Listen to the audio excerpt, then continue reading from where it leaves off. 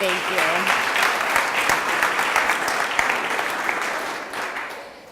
Who would move back to Cleveland, besides LeBron James, that is? Well, I did. I just recently moved back here about 4 weeks ago, but my husband has been here for a while. And when you tell people that you are moving back to Cleveland, you get some really funny expressions. So you get some variations on these, right?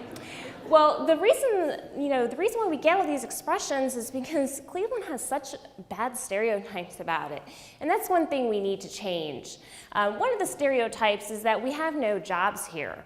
Well, the number one reason why we moved back was for my husband's job because of a great opportunity here. There's this idea that, we have nothing but dead-end jobs, and we know that's not true. The second reason we moved back was family. When you live 400 miles away, you spend your entire holidays in this traffic. This is 95 South in Northern Virginia. Not fun. The third reason we moved back was, of course, the community. The Northeast Ohio community is great, and we missed so much of it. But what does any of this have to do with HR? I mean, who really cares about why we moved back here, right? Well, I think that the three things that propelled us to move back here are things that are affecting your workforce. So it's jobs, it's family, and it's community, and those are huge. So when I first started having some conversations with people about moving here, and it was just anecdotal. People would say, oh, I wish I lived closer to my family, or things like that. I don't want to move because I love my community that I live in currently. And the other big factor is the recent economic recession.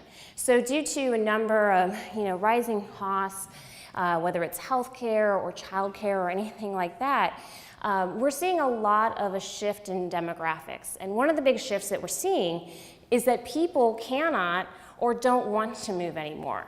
So we used to hear a lot about people that would move 10, 15 times in their career. And I just don't think we're going to see that as much. People just can't move. They can't afford to, or they don't want to. And so one of the things we're seeing when we look at Census Bureau data and demographic data is that there's these big shifts in our population, and one of the big ones is that multi-generational households. And so a lot of people moving back in with their parents after school, they can't find a job, or parents moving in with their kids to help out with childcare and other needs like that. So our people are going through enormous changes, and that means that as HR professionals, we have to change, okay? We can no longer be the inflexible, refuse any exception to the policy people. And to further complicate matters, it's a much different world than it was even maybe 5 or 10 years ago. Our people have access to a lot of information about our companies, about our hiring managers. Sites like Glassdoor.com are not a fad. They're not going away. But the good news is people still want some things that all of us as HR professionals can provide. They want a fair salary. They want meaningful work. They want opportunity. And they want to grow within their work. So we can still do that, even though we might have budget limitations, by getting creative. Now, when I say creative, I don't mean, do whatever Zappos does. I mean looking at your organization and looking at your operating environment and doing creative solutions based on that. So one of the things that I want to challenge tonight is the mentality that everybody leaves Cleveland or Detroit or Grand Rapids or whatever. Why do we assume that? I mean, really, why? We've got a lot of great stuff here. And what I think we can do as HR professionals is get involved in our communities. Make them places that people don't want to leave.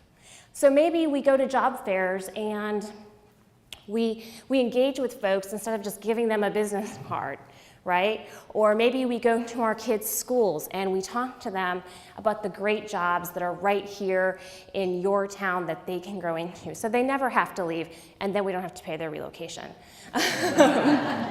And if you don't want to do HR stuff at the end of the evening, just get involved with the local organization. It's the right thing to do, give back.